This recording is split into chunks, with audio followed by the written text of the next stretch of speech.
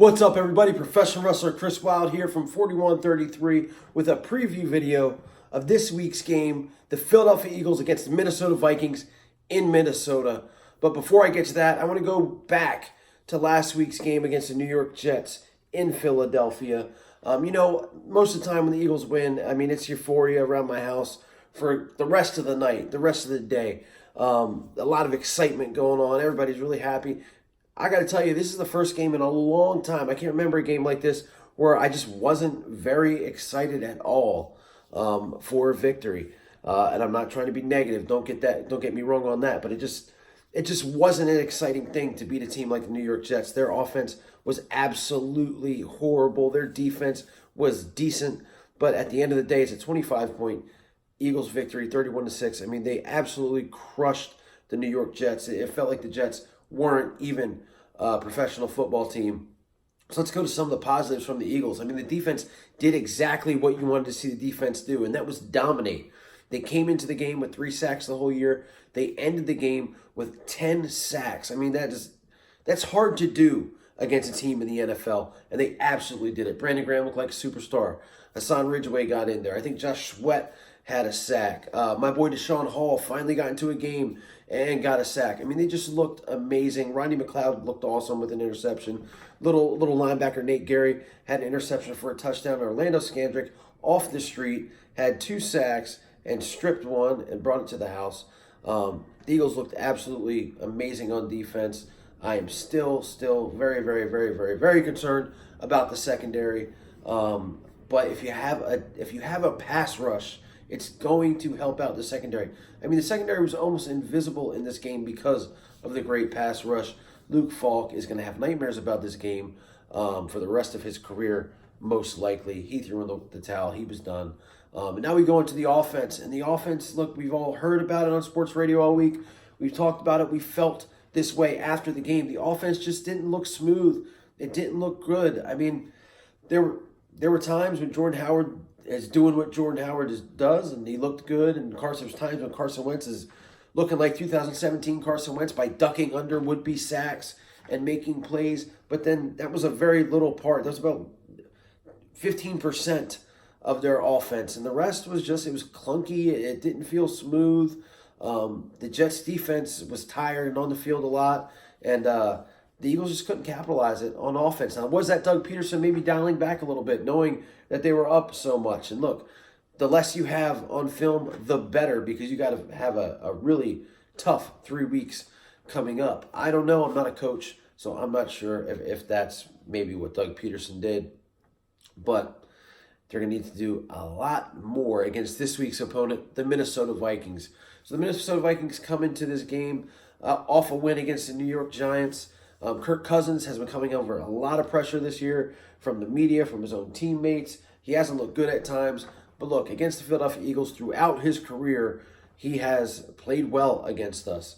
And it could happen again with this secondary. So it's going to be very, very important if the Eagles want to win this game to put pressure on the quarterback. I say it in every preview video. And the games that they get a little bit of pressure are the games that they win.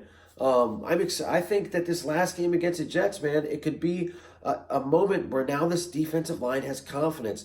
Now they've tasted those sacks. They've tasted that quarterback meat, per se. And maybe now it's finally time that they unleash on the Vikings. The Eagles are going to have a game close to the one that they had Green Bay if they want to win. The secondary, again, Sidney Jones is supposed to come back and play. I have zero confidence in him. Rasul Douglas looks really good. And then the rest of the guys, they're just guys. Literally, they're just guys. So it's going to be tough to win. If the Minnesota Vikings offense is humming, it's going to be hard to beat this team. They've got Dalvin Cook, who has the 3rd most rushing yards in the league. He's been amazing this year. You're going to have to stop him. And we can, because we have the top-ranked rushing defense. So we need to keep that going. So a lot of positives for the Eagles in this game. But the one thing that I really, really want to see is I want to see this offense play a complete game. Start fast and just keep your foot on the gas. Run with Jordan Howard, mix in Miles Sanders like you've been doing. Alshon Jeffrey always plays well against the Vikings, it seems like, and use those two big tight ends that you have, Zach Ertz, Dallas Goedert. Let's see more Dallas Goedert, and maybe this is the game that one of these other wide receivers makes a big, important play. J.J. Arcega-Whiteside has got to do something. It's very frustrating watching guys like DK Metcalf make big plays for the Seattle Seahawks and our rookie wide receiver just drop passes and then disappear completely. Maybe this is the game that Nelson Aguilar finally comes back and looks great and has a big play for the Eagles. And maybe Mac Hollins, even though he's been the better ones out of those, he's been the better receiver out of those guys, maybe he has a big play, something big, something that we're lacking with the loss of Deshaun Jackson, which has absolutely frustrated me to no end. The Deshaun Jackson situation to me feels like if you've ever had a favorite show or a show that you watch kind of religiously where they rather write off a character because the actor got another gig, so they send the character away and you never see him again until a couple years later when the show needs a little ratings boost and they bring back that character for a couple episodes. That's kind of what it feels like with Deshaun. I hardly remember the week one, which is the only game that he played in, and we just haven't seen him since. He was such an important piece of this offense coming into this season, and we got a lot of hope, and it's just typical stuff for us. We can never have nice things, it seems like. So he's not going to be back for this game. I really hope he's back for the Dallas game, but we need a speedster in this offense. It's what made the 2017 offense look good. We had the running backs. We have them now, but we're missing that guy, like that Torrey Smith guy, where teams have to respect the speed. And the sooner Deshaun can get back, the better. I do think, however, my prediction for this game, I do think even with everything that we're going to be going up against, a hostile crowd that definitely hates us because they're never going to forget that championship game where we beat them and went to the Super Bowl. A team in the Vikings that needs to prove themselves against us. With all that, with everything else, with their two amazing wide receivers and Stephon Diggs and Adam Thielen, and their all-pro running back Dalvin Cook, with everything that we're going to have to defend, I still think that the Eagles are going to squeak this one out. I'm going to say it's going to be a score of 24-20, 24-21. It's going to be a really close game at the end. I just think the Eagles end up making some big plays and winning the game.